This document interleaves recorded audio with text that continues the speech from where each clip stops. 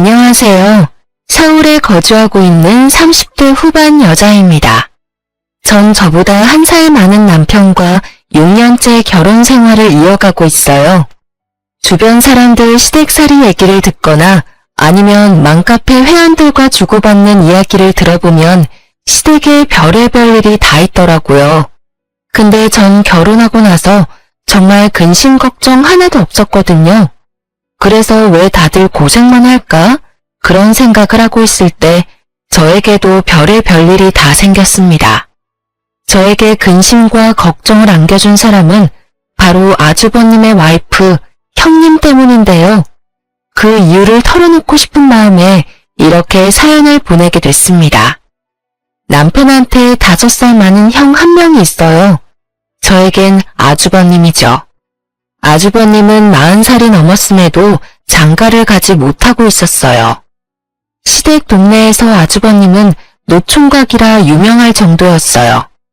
요즘은 40살 넘어서 장가 못 가도 크게 문제될 게 없다고는 하지만 아무래도 부모님 세대에선 요즘 사람들 마음과는 다르잖아요. 그래서 제가 소개팅은 3번 정도 해주기도 했고 남편도 몇 번 해주기도 했어요. 근데 항상 아주버님이 차이더라고요. 제 눈으로 봤을 땐 성실하고 돈도 잘 모으고 게다가 정육점 가게까지 운영하고 있어요. 근데 왜 여자들이 좋아하지 않을까 생각해봤는데 사람이 여자 앞에서 너무 바보가 되더라고요. 완전 어른이 돼버려요. 그래서 아주버님도 결혼을 포기하려고 할 때 마지막으로 주선 자리에 나가게 됐어요. 정육점 단골 손님이 마련한 자리였는데요. 주선 상대는 아주버님보다 10살이나 어린 여자였는데요. 아담하고 귀여운 스타일이더라고요.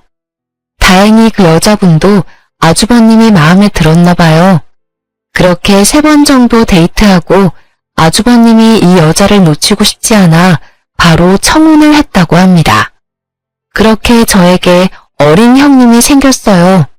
아무리 저보다 어리다고 해도 형님 대우를 똑바로 해야 되겠다 싶어 제가 먼저 다가가고 친한 척을 했어요. 저도 저지만 형님도 나이 많은 동서 대하는 게 당연히 어려울 거잖아요. 제가 먼저 다가간 덕분에 형님도 저한테 쉽게 다가올 수 있었어요. 형님이 저희 가족이 된 이후 초반엔 정말 저한테 잘해주고 시댁 일도 먼저 나서서 하더라고요. 형님이 생긴 덕분에 제가 시댁에서 할 일이 반이나 줄어서 편했어요. 근데 시간이 지나면 지날수록 형님이 점점 변해가는 게 보였어요. 모든 일에 나서고 열심히 하던 형님은 180도 다른 사람이 돼버렸어요. 가족들과 있을 땐 본인이 직접 일을 다 하는 척하지만 저와 단둘이 있을 땐 일 하나도 하지 않더라고요. 오히려 저한테 설거지, 장보기, 음식 만들기 등 다 시키더라고요. 동서, 갈비찜 해야 하니까 마트 가서 갈비찜 재료 다 사와. 남편이 가게에서 갈비는 가져왔으니까 양념 재료만 사오면 될 거야. 그리고 잡채 재료랑 전 재료들도 사오고. 형님, 그 많은 걸 저 혼자 사오라고요? 형님도 같이 가셔야죠. 내가 하라면 좀 해. 내가 아무리 어려도 내가 형님이잖아. 내 말 당장 들어. 알겠어? 형님이 자꾸 절 시키는 일이 많아서 같이 하자고 말하면 본인이 형님이니 자기 말을 들어야 하는 거 아니냐면서 그런 말을 하더라고요. 제가 더 따지고 들면 나이 어리다고 무시하는 거냐는 식으로 말하기도 하고요. 그래서 전 묵묵히 제 할 일을 했는데요. 음식이나 설거지 이런 거 다 해놓으면 가족들 앞에선 본인이 다 했다고 거짓말까지 합니다. 아이고, 이 많은 걸 다 너희들이 한 거야? 우리 며느리들 최고네. 에이, 이거 다 제가 한 거예요, 어머님. 동서는 옆에서 배우기만 했고요. 아, 그래. 우리 첫째가 최고다, 최고. 뒤늦게 우리 가족이 돼서 적응하기 힘들 줄 알았는데 이젠 알아서 척척 다 잘하는구나. 어머님은 그런 형님을 오구오구 이뻐하세요. 사실 어머님도 제가 다 한 걸 아는 눈치였어요. 어머님이 제 손맛을 분명 아시기 때문이죠. 그래도 형님이 기죽을까봐 칭찬을 해주십니다. 이런 일이 하도 많아서 전 집에서 엄청 울었습니다. 남편은 그런 절 달래주면서 안아줬네요. 내가 고생이란 고생은 다 하고 왜 다들 형님 칭찬만 하냐고. 당신이 고생한 거 다 알아. 근데 그 자리에서 형님 기죽일 순 없으니까 그렇게 한 거지. 뒤에선 엄마가 당신 고생한 거 다 알고 마음 아파해. 어린 형님 있는 것도 서러울 텐데 앞에서 형님이 그렇게 여우같이 행동하니까 얼마나 더 힘들겠냐면서. 다들 알고 있을까 너무 속상해하지 마. 아무리 그래도 그렇지. 나이 어려도 그래도 형님이니까 내가 참아야지 생각하다가도 날 너무 아랫사람으로만 생각하는 형님 태도 때문에 참기 힘들어. 알아. 충분히 이해해. 다음에 이런 일 또 있으면 내가 안 참을게. 그러니까 이번만 참고 넘어가줘. 이럴 때마다 내 편을 들어주는 남편 덕분에 그래도 잘 넘어갈 수 있었어요. 그러던 어느 날 명절이 돼서 크게 일이 터진 적이 있어요. 원래 명절 때마다 시댁에서 싸움 한 번 터진다고 하는데 저희 시댁에서도 터질 줄은 몰랐네요. 사실 저희 시댁은 사이가 정말 좋은 편인데 형님이 저희 식구가 된 이후부터 부쩍 다툼이 늘게 됐었는데요. 그건 바로 형님의 질투 때문이었어요. 저희 부부는 맞벌이를 하고 있지만 아주버님 부부는 홀벌이로 생활하고 있어요. 원래 형님께서 시집 오기 전에 작은 네일샵 아르바이트로 일하고 있다고 들었어요. 형님 꿈이 결혼하면 전업주부로 생활하는 거였다고 하네요. 아주버님은 정육점 하나를 운영하고 있지만 결혼 전에 비해서 가게 운영이 좋지 않아 좀 힘들어했어요. 생활 자체는 크게 지장은 없었지만 여유가 있는 편은 아니었어요. 사실 아주버님도 형님이 일하시길 바랬지만 형님한테 일 다시 시작하면 어떠냐고 물어보면 그때마다 버럭버럭 짜증을 내거나 며칠 삐진다고 하더라고요. 한번 일 안 하기 시작하니까 그게 몸에 익숙해져서 그런지 일을 하기 너무 싫어한다고 아주버님께 들은 적이 있어요. 반면 저희 부부는 맞벌이로 생활하기도 하고 저와 남편 모두 벌이가 좋은 편이라 저축도 많이 하는 편이고 그 외에 남는 돈도 많아서 여유가 있어요. 그래서 명절이나 어버이날 같은 경우 저희는 시부모님과 친정부모님께 항상 아낌없이 드리는 편이에요. 형님이 시집 오기 전부터 그렇게 꾸준히 해왔었고요. 언제 한번 설날에 있었던 일이었어요. 저희 부부는 설날이기도 해서 시아버님과 시어머님께 각각 용돈 30만 원씩 드렸어요. 이 말고도 가볍게 입을 수 있는 커플 셔츠 하나씩 사서 갔었습니다.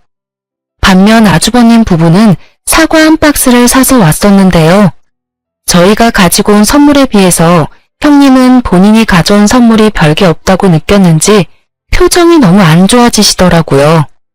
명절 외에도 항상 본인 부부가 갖고 온 선물과 우리 부부가 갖고 온 선물을 항상 비교하기 바쁘더라고요. 시부모님은 절대 비교할 분이 아니고요. 형님은 절 따로 불러서 혼까지 낼 정도였습니다. 동서, 어머님 아버님께 돈 드렸어? 얼마? 각각 30만 원씩 드렸어요. 왜요? 동서, 나 엿먹이려고 일부러 그러는 거지? 그렇지. 그게 무슨 말씀이세요? 우리 부부는 항상 과일 세트 이런 것만 가져오는데 동서네 부부는 용돈이며 명품 옷이며 이것저것 알차게 챙겨오잖아. 우리 부부 형편 뻔히 알면 우리 수준에 맞춰서 좀 적게 가져와야 하는 거 아니야? 알고도 이렇게 가져온 거면 동서 정말 나쁜 건데? 형님, 시부모님께 드리는 건데 왜 형님의 형편을 생각해야 하는 거예요? 원래 형님이 오시기 전부터 용돈은 꼬박꼬박 챙겨드리고 있었어요. 내가 비교당할 거라는 생각 안 해봤어? 어머님이 티를 안 내시는 것뿐이지 속으로 얼마나 비교하시겠어. 형님, 어머님 그러실 분 절대 아니에요. 그리고 어머님이 워낙 과일 좋아하시는 분이라 저한테 형님 칭찬 엄청 하시고요. 나 생각해서 과일 챙겨주는 형님이 너무 이쁘다면서요. 가식 전에 속으로는 날 얼마나 하고 있을 거야. 말이 너무 지나치세요. 말 좀 가려가면서 하세요, 형님. 뭐야? 지금 나한테 대드는 거야? 어? 이런 식으로 형님이 절 잡는 날이 많았어요. 조금이라도 기죽는다 싶으면 제 기를 죽이려고 엄청 애를 쓰시더라고요. 그래서 그런 형님 때문에 스트레스가 이만저만 아니었는데 그런 형님의 모습을 시어머님께서 알게 됐었는데요. 이게 무슨 소란이야? 첫째야, 너 지금 둘째한테 뭐 하는 짓이니? 어머님. 아니, 좋은 날에 가족끼리 모인 자리에서 왜 둘째 기를 죽이고 그래? 무슨 일인데 그래? 어머님께서 형님이 저한테 한 소리 하는 현장을 목격하셨어요. 어머님의 언성이 높아지자 방 안에 있던 아버님, 아주버님, 남편 모두 거실로 나오게 됐는데요. 어머님이 처음으로 자신한테 언성을 높이자 형님이 몹시 당황한 눈치였어요. 좀 그렇잖아요.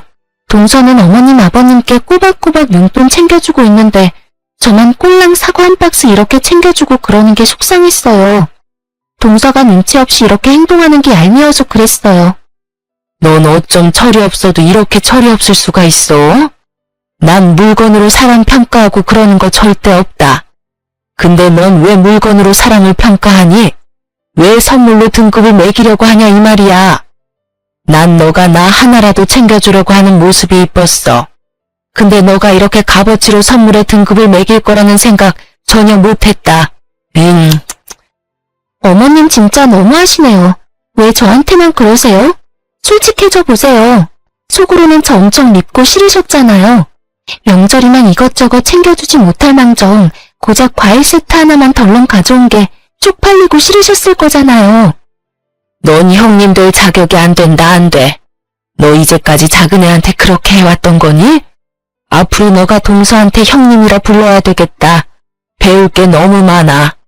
작은 애는 오히려 너 칭찬하고 있는데 왜 넌 작은 애를 못 잡아먹어서 안달이니? 됐습니다. 어머님이 동서 편만 들 거면 저 오늘 가져온 선물 도로 가져갈게요. 어머님도 참 너무하시네요. 형님은 어머님 말씀을 뚝 자르고 본인이 가져온 선물 반품시킬 거라면서 도로 가져갔습니다. 그런 형님의 태도에 화가 난 어머님은 그날 알아 누우셨어요. 솔직히 어머님은 형님이 여우 같고 욕심이 많은 사람인 줄은 대충 알고 있었다고 해요. 그런 형님을 보듬어주면 괜찮을 거라고 생각했는데 그게 더 독이 될 줄은 몰랐다고 하네요. 형님이 어머님께 크게 대들고 난 뒤로 어머님은 형님한테 전혀 연락하지 않는다고 해요. 형님이 용기 내고 전화드려도 절대 받지 않았고요. 어머님은 제대로 화가 나셨는지 가족 행사가 있을 때마다 형님만 쏙 빼고 부를 정도였어요. 중간에 있는 아주버님만 난처하게 된 거였죠. 아주버님만 가족 행사 다녀오고 집으로 돌아가면 엄청 잡힌다고 들었는데요. 그런 말을 듣고도 어머님은 형님을 절대 호출하거나 그러지 않으셨어요. 형님은 한동안 시댁과 연락 두절로 지내다가 저한테 연락한 적이 있는데요. 동서, 오랜만이네. 잘 지내고 있는 거지? 안녕하세요. 형님도 잘 지내고 계시죠? 저야 뭐 똑같이 지내고 있어요. 오랜만에 연락해서 이런 말하기 좀 그렇지만 나 빼고 가족끼리 모이니까 좋아? 방해꾼 한 명 사라진 기분이 들고 그래? 아무리 시부모님이 나 보기 싫다고 그래도 동서라도 나서서 날 부르고 그래야 하는 거 아니야? 말은 바로 하셔야죠. 일 이렇게 커지게 된 건 다 형님 때문이잖아요. 형님과 저만 있었던 일이면 어떻게든 넘어가겠지만 어머님이 형님 보기 싫다고 하시는데 제가 어떻게 어머님 말 어기고 형님을 데리고 갈 수가 있겠어요. 저도 중간에 엄청 노력 많이 했어요. 근데 어머님이 형님 보기 싫다고 하는데 저보고 어쩌라는 거예요. 동서 정말 못된 사람이구나. 완전 왕따 주동자네 주동자야. 이거 사회 매장감인 거 알고는 있는 거지? 저는 몰라요. 형님이 벌인 일이니까 형님이 책임지고 해결하세요. 이런 식으로 저한테 자주 전화해서 저보고 왕따 주동자라며 별 소리를 다 합니다. 어머님은 끝까지 그런 형님을 좋게 생각하지 않고 계시고요. 형님을 한동안 뵙진 못했었지만 아주버님과는 자주 왕래를 하고 있었어요. 사실 아주버님은 너무 순수하고 착한 사람이에요. 워낙 효자라서 시부모님께 속을 썩인 적이 없었고, 게다가 저희 남편과도 우애가 참 좋습니다. 그런 아주버님은 키가 크시고 덩치도 좋았어요. 키가 180cm이며 몸무게는 90kg 정도 나갔는데요. 그랬던 아주버님이 점점 말라가더라고요. 게다가 우리 부부 집에 놀러오면 제가 직접 밥 한 상을 차려주는 편인데 그럴 때마다 밥 3공기씩은 뚝딱 해결해요. 예전엔 많이 먹어봤자 한 자리에서 1공기 반 정도 먹던 분이었는데 어느 순간부턴 3공기 이상은 드시니까 저와 남편은 요즘 무슨 일 있냐고 물어볼 정도였어요. 이렇게 많이 먹는데도 말랐으니 걱정이 될 수밖에 없잖아요. 아주버님은 절대 시부모님께 말하지 말라고 당부하며 저희 부부한테만 몰래 말한 얘기가 있어요. 형님께서 아주버님 수입을 전부 관리하고 있어요. 아무리 예전에 비해 수입이 많이 생기지 않지만 그래도 저축을 할 정도로 번다고 하셨어요. 근데 형님 씀씀이를 보면 절대 돈을 모을 수 없다고 해요. 사실 아주버님이 결혼하기 전까지만 해도 돈 엄청 모았던 걸로 기억하고 저축 왕이라고 불릴 정도로 알뜰살뜰했어요. 게다가 저희 부부보다 시부모님께 용돈을 많이 드린 분이었고요. 근데 형님과 결혼한 이후부턴 시부모님께 용돈을 단 한 번도 드린 적이 없을 정도로 힘들게 살고 있다고 합니다. 형님은 아주버님이 번 돈으로 본인을 위해서 쓰기 바빴다고 하는데요. 특히 일주일에 한 번씩은 꼭 비싼 네일아트를 받는다고 해요. 얘기 들어보니 형님이 네일 받는 곳이 유명인들이 많이 다니는 네일샵이더라고요. 게다가 유명한 마사지샵도 한두 달에 한 번씩은 꼭 간다고 합니다.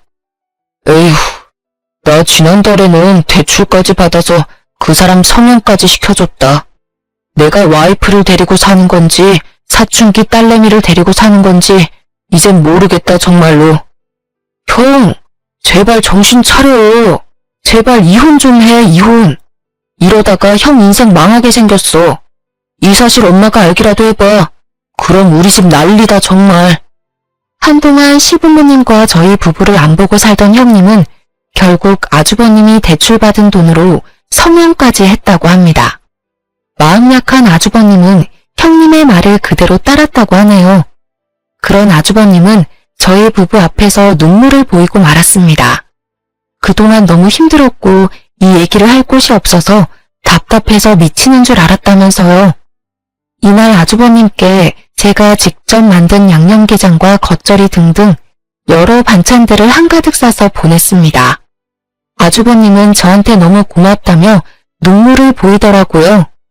앞으로 이런 일 있을 때마다 혼자 힘들어하지 말고 저희 집에 오라고 말했습니다. 형님은 본인 가꾸는데 최선을 다할 뿐 집안일을 절대 하지 않고 게다가 아주버님이 퇴근하고 집에 오면 절대 밥을 차려주지 않는다고 하네요. 그 말을 듣고 제가 반찬을 한가득 싸서 보내게 됐습니다. 근데 며칠 뒤 아주버님께 급하게 전화가 온 적이 있었어요. 그 이유는 바로 시어머님이 이 모든 사실을 알게 되었기 때문인데요. 그렇게 저희 부부는 아주버님의 연락을 받고 시부모님 댁으로 갔습니다. 시부모님 댁에 도착하니 어머님께서 형님의 머리채를 잡고 있었어요. 너무 놀란 저는 이게 무슨 일이냐고 말렸는데요. 어머님, 이 손 놓고 얘기하세요. 이러다가 형님 머리 다 빠지겠어요. 작은 애는 빠져라. 이 독한 년이 우리 큰아들 죽이려고 한다. 죽여. 어머님, 제발 이 손 놓고 말씀하세요. 알겠으니까 제발이요.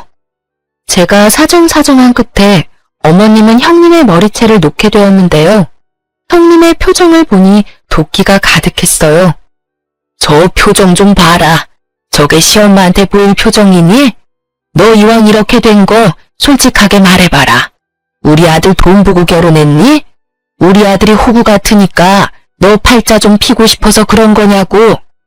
맞아요. 저도 그런 줄 알고 결혼했는데 저랑 결혼하고 나서 정육점 매출 뚝 떨어진 거 보고 괜히 결혼했다 싶더라고요. 뭐?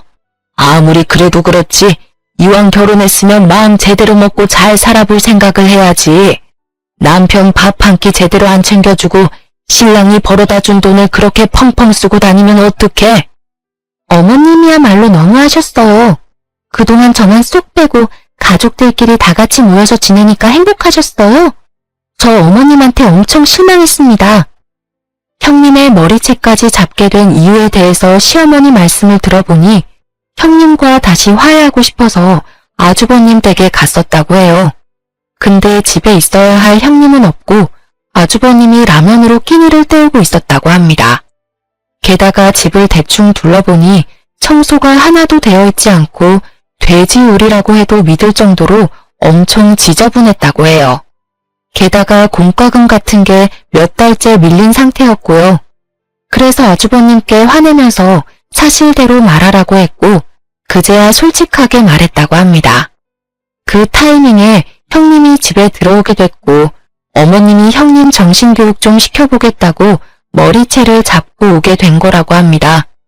하지만 형님은 정신 차릴 생각 전혀 없었어요. 오히려 어머님께 바락바락 대들 뿐 더 엇나가기 시작하더라고요. 저 이 사람이랑 결혼하고 나서 단 한 번도 행복한 적 없었어요.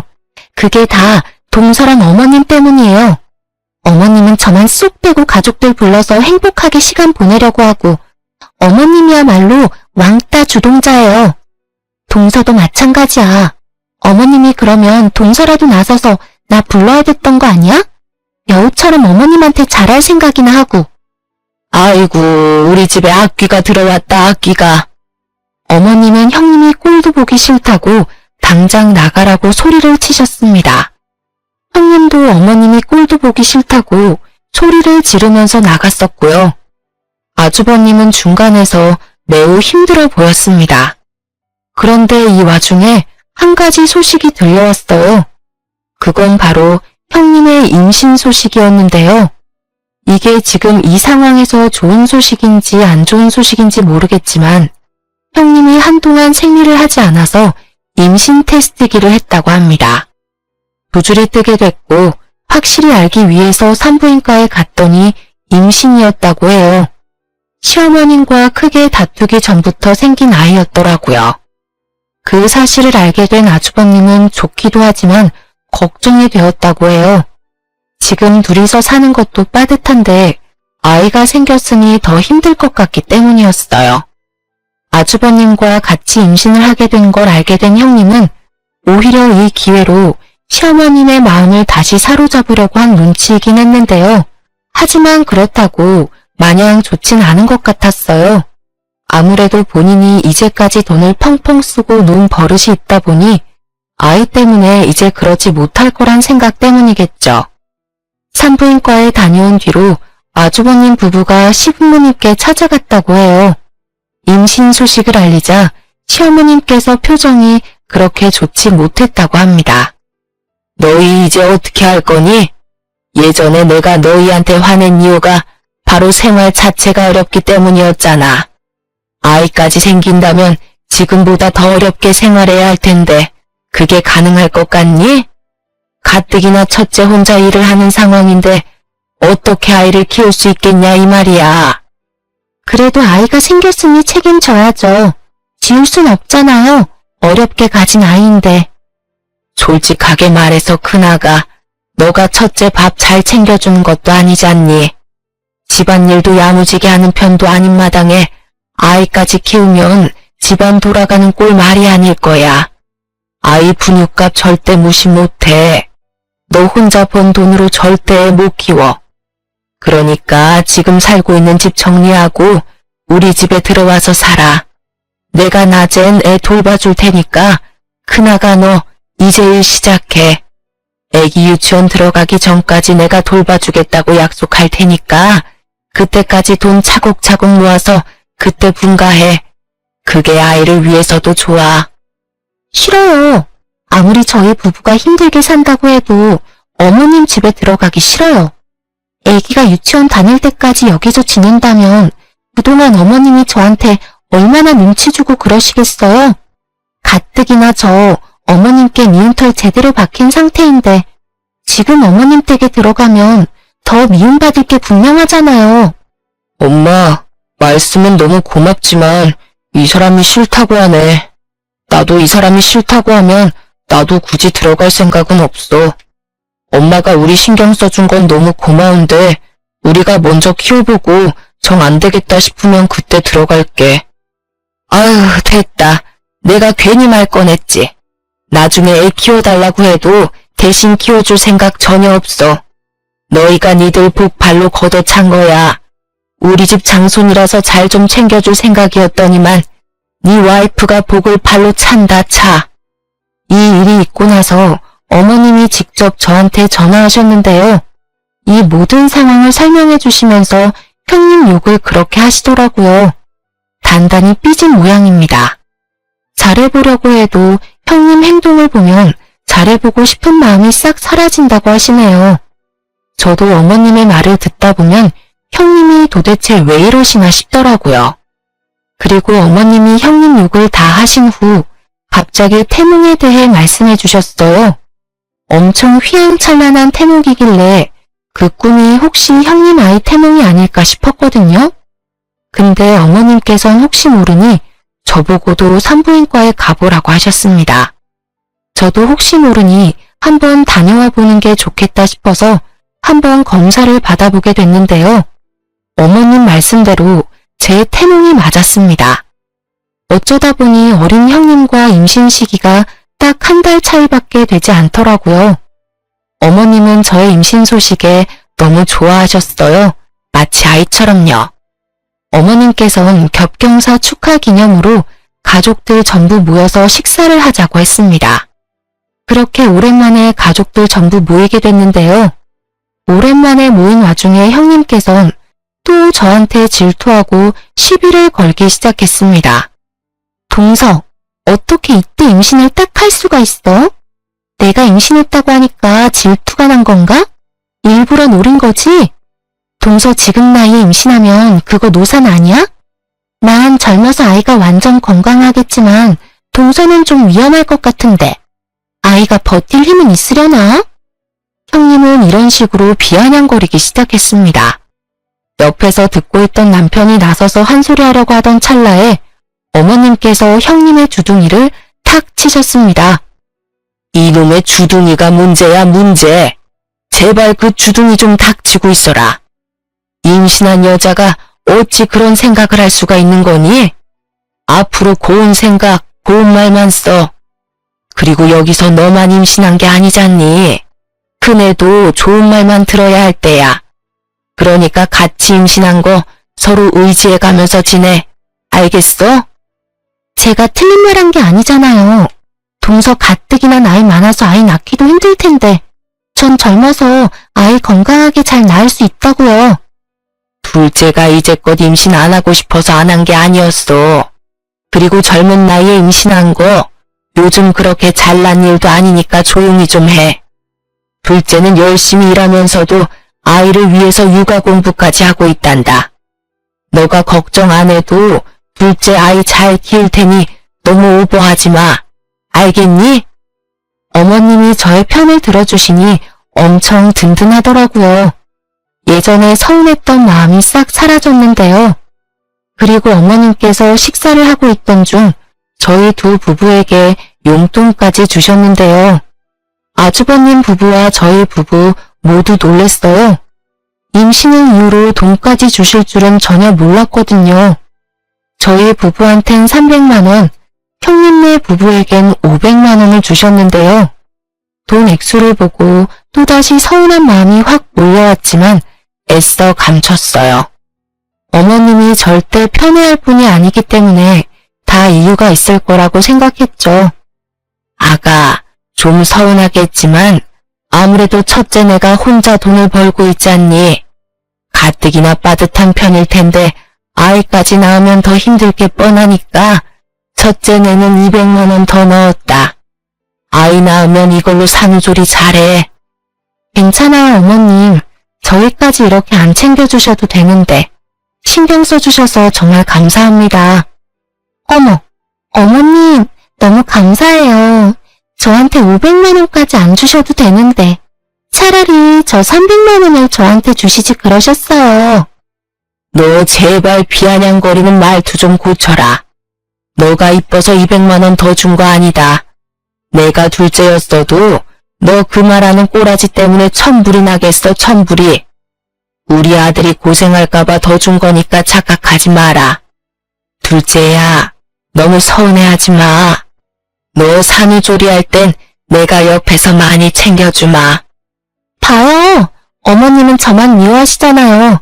맨날 이렇게 편애만 하시고 저 이만 갈래요. 형님은 밥 먹다 말고 집을 나가셨어요. 그 와중에 어머님이 주신 돈봉투는 야무지게 챙기고 나가셨습니다. 어머님은 그런 형님을 보고 혀를 차셨네요.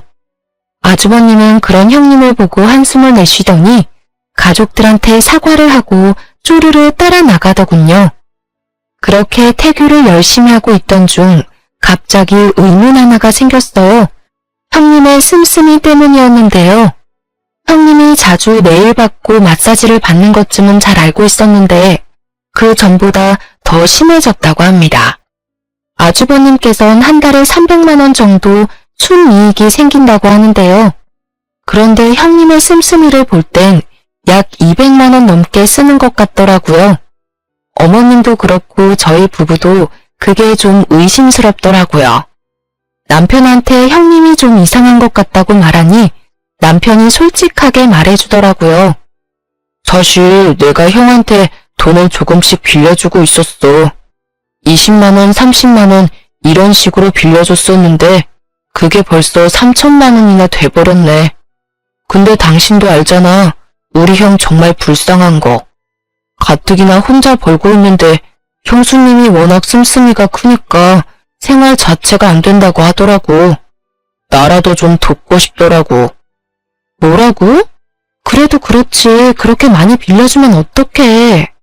나한테 말이라도 좀 하고 빌려주던가. 앞으로 그렇게 자주 빌려주지 마. 해줄 상황이 오면 꼭 나한테 말하고 빌려줘.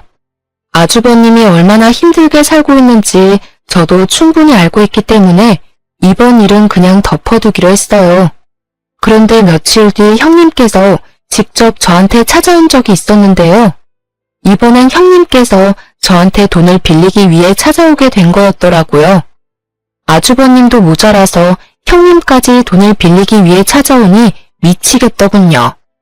2천만 원이요? 저한테 그 큰 돈이 어딨다고. 동서 돈 많은 거 내가 다 알아. 대기업 다니면서 2천만 원 돈 금방 모았을 거잖아. 게다가 동서네 친정 부자라며. 나 정말 급해서 그래. 딱 한 번만 빌려주면 안 돼? 도대체 그 큰 돈이 왜 필요하신 건데요? 이유 들어보고 빌려줄지 말지 결정할게요. 사실 우리 친정엄마 암이래. 그것도 자궁암. 동서도 알잖아. 내 친정 그렇게 사정 좋지 않은 거. 당장 수술비가 필요한데 내가 지금 당장 모아둔 돈이 없어서 말이야. 형님의 어머님께서 암에 걸렸다는 말에 마음이 약해지더라고요. 가뜩이나 형님도 임신한 상태라서 신경 쓸 게 한두 가지가 아닐 텐데 그래서 전 마음이 약해져 돈을 빌려주기로 했습니다. 그 대신 차용증을 쓰기로 했어요. 형님은 저한테 정말 잘하겠다고 말하며 그 돈을 덥석 가져갔습니다. 근데 형님이 저한테 돈을 빌려간 다음으로부터 큰 사건이 터지고 말았어요. 형님께 돈을 빌려준 그 당일날 남편한테 형님께 돈을 빌려줬다고 말하며 형님네 친정 어머니가 암에 걸렸다는 사실도 같이 알려줬거든요. 남편은 좀 쎄한 것 같다면서 그 다음날 아주버님께 물어봤다고 해요. 우리 장모님 아주 건강하시지. 며칠 전에는 등산까지 하셨는데 암이랑 완전 거리가 먼 분이셔. 아주버님 말로는 절대 암에 걸릴 뿐이 아니라고 단호하게 말했다고 합니다. 그 사실을 남편이 바로 말해줬고요. 그래서 2천만 원은 도대체 왜 필요한 건가 알아보려고 했던 찰나에 며칠 뒤 시댁에서 소란스러운 일이 발생했어요. 시아버님께서 숨을 헐떡이며 당장 오라고 부르셨는데요. 그래서 저희 부부는 헐레벌떡 시댁으로 달려갔습니다. 시댁에 도착하니 어머님은 쓰러진 상태로 시름시름 앓고 계셨고 시아버님은 아주버님의 등짝을 때리면서 온갖 욕을 퍼붓고 계시더라고요. 미친놈아, 그것도 와이프라고 데리고 살았던 거냐? 아버님, 진정 좀 하세요. 무슨 일인데 그러세요? 둘째 애야, 네 형님 좀 어떻게 해봐라, 응? 너 형님 뱃속에 있는 아이가 첫째 애가 아니란다. 다른 남자랑 두 집 살림하고 있었다네. 그 남자아이래. 아이고. 네? 그게 무슨 말씀이세요? 아주버님 아이가 아니라고요? 자세히 얘기를 들어보니 형님은 진작부터 다른 남자가 있었다고 해요. 결혼하고 난 뒤 중간부터 다른 남자와 바람을 피고 있었는데 그 남자와 살림까지 차렸다고 합니다. 그렇게 두 집 살림을 하고 있던 중 그 상간남의 아이를 가졌다고 하네요. 임신한 사실을 알게 된 후 아주버님이 다른 남자 애라는 걸 알게 될까봐 일부러 아주버님과도 잠을 잤다고 하네요. 그 말을 듣는데 어찌나 소름이 돋던지. 이 사실을 밝혀낸 건 다름 아닌 시어머니셨는데요. 어머님이 우연히 길을 지나가다가 상간남과 있는 형님을 발견한 후 미행을 해서 알아냈다고 하네요. 그 충격에 어머님이 쓰러지신 거고요. 전 이 사실을 듣자마자 저 혼자서 형님이 있는 집으로 찾아갔습니다. 아주버님 댁으로 가니 형님이 안절부절 못한 상태로 있더라고요.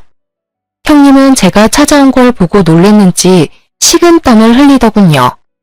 형님, 저 다 알고 왔어요. 그 아이 다른 남자 아이라면서요? 형님, 아니, 야, 너 정말 간도 크다. 어떻게 바람 피고 있는 주제에 친정 부모까지 팔아가면서 나한테 돈을 빌릴 생각까지 했니? 미안하지도 않아? 어? 지금 너 때문에 우리 시어머님 쓰러지셨어. 이거 어떻게 책임질래? 동서, 내가 정말 미안해. 제발 동서만이라도 내 입장 이해해줘. 나 지금 너무 무섭고 정신이 하나도 없어. 그건 너 사정이고 이제까지 어린 주제에 싸가지 없이 기어오르길래 뭘 믿고 일어나 싶었는데 그냥 못 배워서 그런 년이었구나. 어떻게 하면 그렇게 뻔뻔할 수 있는 거야? 됐고 나한테 빌려간 2천만 원이나 돌려줘. 벌써 2천만 원 다 쓴 거 아니지? 나 그 돈 없어. 지금 돌려주고 싶어도 이미 다 쓴 상태야. 나한테 시간을 줘. 앞으로 동서가 하라는 일 다 하면서 살게. 그러니까 한 번만 봐줘. 너 이번 달 안으로 나한테 빌려간 2천만 원 갚아. 그리고 오늘 내로 우리 시댁 부모님한테 가서 모든 일 설명하고 사죄해. 알겠어? 이날 저한테 무릎까지 꿇고 사과를 하더라고요. 당장 돈이 없다는 거, 돌려줄 돈이 없다면서 불쌍한 척은 다 하는데 전 그런 형님의 모습이 눈에 들어오지 않았습니다. 전 그런 형님한테 욕을 하면서 제가 이제까지 담아둔 모든 일들에 대해서 다 털어놓게 됐어요. 형님은 웬일로 그런 이야기를 듣고도 묵묵히 듣고만 있는지 예전 같으면 이런 말 들으면 맞대응을 했어야 했거든요. 그리고 제 말대로 형님은 그날 시댁에 찾아가서 눈물 콧물 흘리면서 두 손 두 발 다 빌고 사과를 했다고 하는데요. 그때 시어머님은 형님의 뺨을 때리며 입에 담을 수 없는 욕까지 퍼부었다고 합니다. 전 아이 때문에 그 상황을 전부 목격할 수는 없었지만 남편 말로는 그날 형님 아이가 유산이 안 된 게 용하다 싶을 정도였다고 하네요. 형님이 어머님께 맞고 있는데도 아주버님은 말리지 않았다고 하네요. 아주버님이 가족 중에서도 제일 큰 피해자인데도 크게 화를 내지 않았다고 합니다. 그냥 어머님께 맞는 것만 지켜볼 뿐. 이날 이후로 아주버님과 형님은 이혼 소송과 함께 상간남 소송까지 진행했어요. 이와 동시에 형님은 당연히 집에서 쫓겨났고요. 아주버님이 형님과 이혼을 하지 않을 거라고 생각했는데 의외로 단호하게 이혼하셨어요. 처음엔 형님이 아주버님께 엄청 사과하고 매달렸다고 하는데요. 근데 아주버님은 단호하게 이혼하자고 통보했어요. 아주버님과 이혼하고 난 뒤 상간남과 같이 살고 있다고 들었어요. 형님과 같이 살고 있는 그 상간남은 제정신이 아닌 사람처럼 보였습니다. 우연히 상간남을 본 적이 있었는데 완전 양아치 같은 느낌이 물씬 느껴지더라고요. 예전에 전적을 들어보니 사기 전과로 한 번 감옥에 다녀온 적이 있다고 하네요. 그런 남자가 뭐가 좋다고 같이 살기까지 할까요? 그 일이 있고 난 이후 6개월 정도가 지났을 무렵 아주버님은 이혼과 상간남 소송이 잘 해결됐어요. 다만 제가 빌려준 2천만 원만 돌려받지 못한 상태였는데요. 제가 만삭일 때라서 아이 낳고 받아야 되겠다 마음먹고 있던 찰나에 형님의 사망 소식이 들려왔어요. 너무 뜬금없이 형님의 사망 소식 연락을 받아서 정말 놀랬었어요. 머리가 멍하더라고요. 알고 보니 형님께서 자연분만으로 출산을 하다가 출산 중 경련이 일어나 돌아가셨다고 하는데요. 형님의 친정어머니께서 직접 연락을 주셨었어요. 전 그때 임신하고 있던 중이라서 장례식장에 가진 못했었지만 시부모님 그리고 아주버님은 장례식장에 다녀왔어요. 남편 말로는 장례식장에 상간남은 없었다고 하네요. 알고 보니 상간남은 출산을 하던 중 잠수를 탔다고 하네요. 원래 같이 살고 있을 때부터 사이가 좋지 않았는데 아이까지 책임지기 싫은 나머지 형님의 출산 중 도망갔다고 하더라고요. 그런 남자가 뭐가 좋다고 아이까지 낳으려고 했는지 장례식을 마친 후 형님의 친정어머니께서 저희 부부한테 연락을 한 뒤 찾아왔었는데요. 어쩐 일로 오셨어요? 이렇게 갑자기 찾아와서 미안해요. 우리 딸이 그렇게 못된 짓을 하고 다닐 줄은 몰랐어요. 저도 얼마 전에 알게 된 사실이었고요. 딸 아이가 출산하기 전에 저한테 말해주더라고요. 동서한테 2천만 원 빌린 돈이 있다고. 그거 갚아야 하는데 어떻게 갚아야 할지 모르겠다면서요. 그거 제가 대신 갚으려고 찾아왔어요. 아, 천천히 갚으셔도 되는데 지금 제일 많이 속상하신 분은 그쪽이실 텐데요. 그래도 드려야 할 돈은 드려야 하니까요. 그동안 제 딸아이 때문에 고생 많으셨어요. 정말 죄송합니다. 제가 대신 사과드릴게요. 형님의 친정어머니께선 돈을 갚기 위해 직접 찾아오신 거였어요. 계좌 이체만 하고 안 보면 그만이지만 그래도 이체까지 형님이 한 잘못이 있어서 대신 사과하고 싶어 직접 찾아왔다고 하네요. 우리 부부에게 대신 갚은 2천만 원 돈은 어머니께서 직접 대출을 받아서 주신 돈이래요. 처음엔 이 돈을 받아도 되는 걸까 고민이 많았지만 그래도 받았습니다. 곧 태어날 아이를 위해서라도 받는 게 좋겠다 싶더라고요. 아주버님은 형님이 돌아가신 이후로 거의 술을 달고 살았어요. 이혼하고 나서는 술까지 드시진 않았는데 사망 소식을 듣고 난 뒤로부터는 거의 술을 밥 먹듯이 드시더라고요. 그런데 산부인과에서 보호자로 등록이 된 아주버님께 연락이 갔다고 하는데요. 알고 보니 아이는 살아있었더라고요. 아이를 데려가라는 연락이 왔었다고 합니다. 사실 그 아이는 상간남의 아이라서 아주버님이 데려갈 의무가 없지만 아주버님은 아이가 무슨 죄가 있냐면서 결국 산부인과에 방문했었는데요.